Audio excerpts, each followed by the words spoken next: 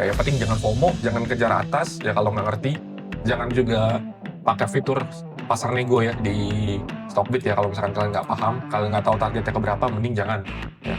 Karena gue ngelihat sekarang ini banyak orang yang kelaparan, ya, banyak orang yang pengen untung cepat, jadi kalian tuh harus ekstra hati-hati ya. Oke ya, halo semua ya, selamat datang kembali di video gue. Jadi video kali ini gue pengen ngebahas tentang strategi cuan untuk IPO parade dia di bulan Juli ini. Dan mungkin gue juga bakal bahas ya tentang saham apa aja sih sebenarnya yang gue tembak dan yang masuknya jatah atas atau jatah bawah. Nah, buat sekarang ya kan, kita bahas strategi cuan dulu nih. Nah, buat cuan itu sebenarnya kan simple, ya yang penting kita tuh jangan rugi. Nah, buat jangan rugi itu sebenarnya tergantung dari sahamnya. Kalau sahamnya itu arah-arah terus, mungkin kita udah enak, mungkin kita nggak usah banyak mantau lagi, dia udah bakal naik sendiri. Nah, masalahnya mungkin nggak semua ini tuh arahnya tuh bakal berjilid-jilid ya. Contohnya juga gue ngeliat ada beberapa saham ya yang intensinya itu mungkin cuman pengen exit doang ke retail dan itu kelihatan banget gitu loh, bahwa ini tuh saham divestasi, ya kan, saham yang kepemilikan utamanya aja, pemegang saham lamanya aja jual ya sebanyak 5%. Ya mungkin kalian tahu ya sahamnya apa, itu adalah si JCX. Nah, strateginya gimana? Jadi kalau misalkan gua ya, gua biasa kan suka mantengin ya. Jadi jangan sampai nanti ketika hari pembukaan itu kalian itu nggak mantengin, ya. Minimal ya 5 menit atau 10 menit pertama sampai jam 9 tuh dibuka kalian tuh mantengin. Karena kalau misalkan dia itu nggak lock arah, ya kalian langsung jual aja tuh di IEP-nya. Misalkan IEP-nya berapa ya langsung jual silakan. Tapi kalau misalkan IEP-nya udah lock arah, ya kan, terus kalian nggak bisa pantengin, ini gue ada cara yang pas nih, ya. Jadi kalau misalkan kalian pakai Stockbit tapi ya, kalian bisa ngeset yang namanya pakai trigger volume, ya. Ini gue contoh aja pakai saham WBSA misalkan. Misalkan dia harga akhirnya di 640 ya, contohnya kayak gini ya, di 640. Nah, dari 640 ya kalau kalian pengen tinggal, kalian pencet aja nih advance setting ini, nah kalian pilih di trigger volume, ya. Di trigger volume ini apa? Ini artinya dia bakal otomatis jual kalau misalkan bid di arahnya itu tipis. Ya misalkan awalnya di nanti saham WBSA nih di arah bidnya 1 juta lot ya, terus kalian mau jual kalau misalkan bidnya itu udah tipis, misalkan kalian jual kalau misalkan bidnya itu 10.000 gitu kan. Kalian pencet ini trigger volume terus kalian jual. Nah kalau kalian udah pasang kayak gini, kalian mau tinggal silakan. Ya karena ini udah cukup aman lah buat ditinggal gitu loh. Kalau misalkan kalian nggak pasang ini, ya ataupun kalian nggak pasang trailing stop ya, selain ini kan juga bisa pasang trailing stop ya, itu agak bahaya juga kalau misalkan kalian nggak mantau ya. Karena takutnya pas ditinggal ternyata tiba-tiba diguyur, ya kan. Kalau udah ada kayak gini pokoknya udah aman, gue juga udah sering pakai kayak gini dan ini selalu works sih. Yang penting jangan sampai base bid-nya ini kekecilan ya. Kalau misalkan kekecilan nanti dia nggak bisa keeksekusi, ya kan, terus nanti order lu nyangkut. Ya. Antara kalian bisa pakai ini trigger volume atau pakai trailing stop tuh sama aja. Kalau gue biasanya pakai trigger volume. Kalau misalkan arahnya udah 2 kali, 3 kali, 4 kali itu udah enak ya. Kalau misalkan nanti arahnya pun kelepas ataupun namanya ARB ya kalian at least ya masih cuan ya, setidaknya begitu. Nah, kemudian buat beberapa saham ini ya, buat bagi kalian yang penasaran, nih gue tuh masuknya yang mana aja. Kalau Jelly itu gue masuk di atas 100 juta. Bentar gue gedein dulu nih, ukurannya 12.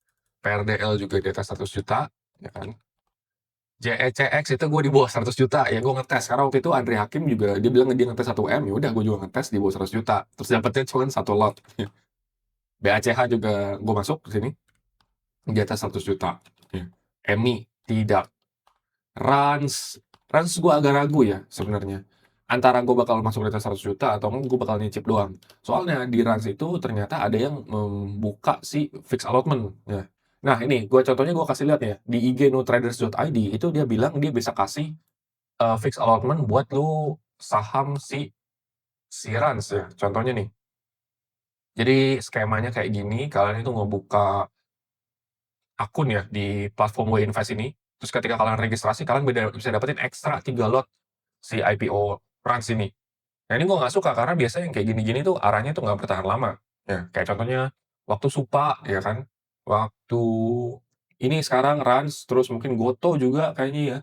Ya pokoknya sesuatu yang terlalu banyak iklannya, yang ada ngebagi-bagiin jatah gratis itu gue biasanya nggak suka. Karena itu biasanya sih naiknya nggak tinggi ya. Tapi apakah masih bisa arah? Mungkin masih bisa. Cuman apakah arahnya berjilid-jilid? Mungkin tidak. Ya. Jadi gue for now sih sekarang mungkin masih bakalan masuk di atas 100 juta. Toh kan ini kan dapat dari Jeli atau PRDL harusnya udah balik ya. Jeli, PRDL atau Bah ini dananya udah balik, gue bisa tembak ke Rans.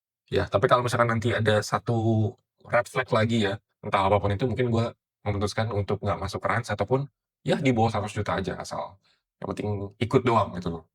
Nah, terus gimana buat temen-temen yang ikut 66-nya ya? Padahal gua juga ada beberapa IPO yang gua nggak ikutin, EMI gua nggak ikutin ya kan, JSX cuma 1 lot doang.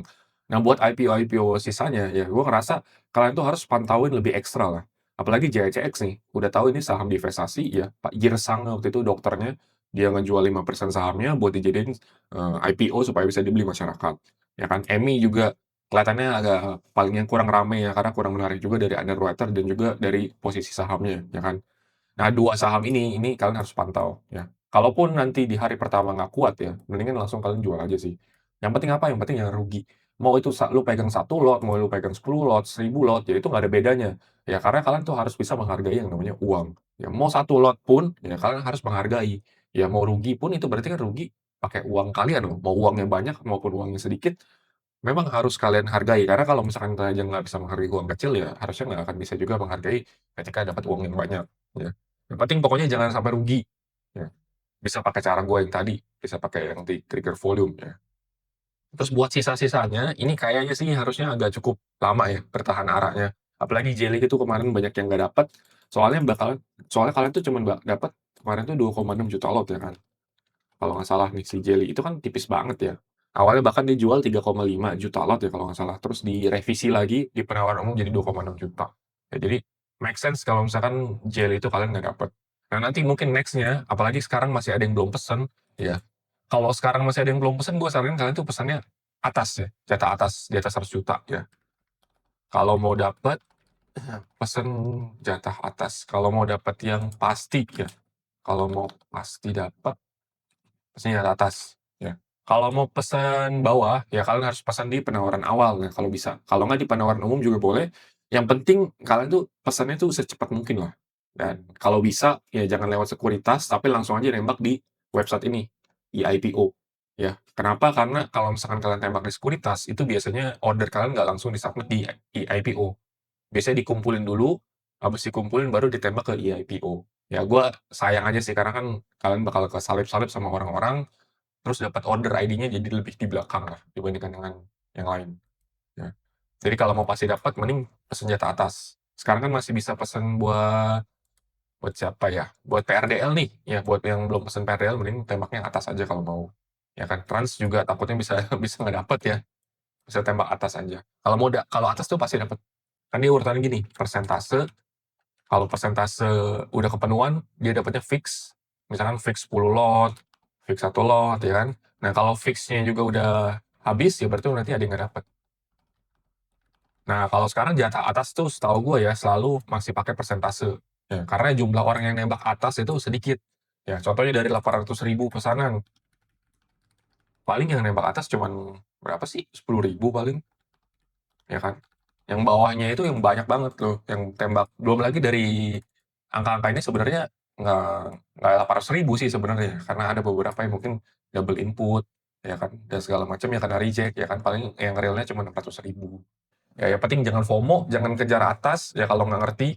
Jangan juga pakai fitur pasar nego ya di Stockbit ya, kalau misalkan kalian nggak paham, kalian nggak tahu targetnya ke berapa, mending jangan, ya. Karena gue ngelihat sekarang ini banyak orang yang kelaparan, ya, banyak orang yang pengen untung cepat, jadi kalian tuh harus ekstra hati-hati, ya. Oh iya, mungkin gitu aja buat video kali ini, semoga bermanfaat dan I'll see you on the next video.